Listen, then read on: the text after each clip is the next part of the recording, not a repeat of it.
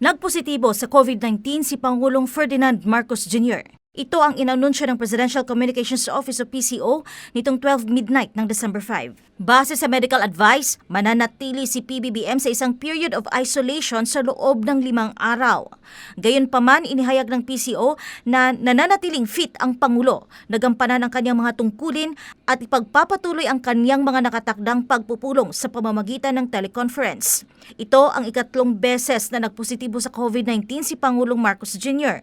Una siyang nahawa sa sakit noong 2020, ilang sandali matapos na unang matukoy ang coronavirus sa Pilipinas. Noong 2022, muling nagkasakit ng COVID-19 si Marcos Jr., ngunit nagkaroon lamang ng mas banayad na pakikipaglaban sa virus. At matatandaang noong Hulyo ngayong taon, inalis ni Pangulong Marcos ang State of Public Health Emergency sa buong Pilipinas na dulot ng COVID-19. Sa dagdag pang detalye mula sa PCO, hinikayat anito ni Pangulong Marcos ang publiko ngayong Kapaskuhan na mag-ingat upang mapangalagaan ang kalusugan tulad ng pagbabakuna at voluntaryong pagsusuot ng mask kapag pumapasok sa matataong lugar. Pinakahuling aktibidad na dinaluhan ng Pangulo ay ang pagdiriwang ng Family Day ng Office of the President sa Malacanang Grounds nitong Disyembre 2, kung saan nagbigay siya ng talumpati at nakipaghalubilo sa mga kawani ng OP at kanilang mga pamilya. Samantala sa huli ay tiniyak naman ng PCO na ilalabas nito ang update patungkol sa kalusugan ni Pangulong Marcos kung ito'y available na. Para sa Diyos at sa Pilipinas kong mahal,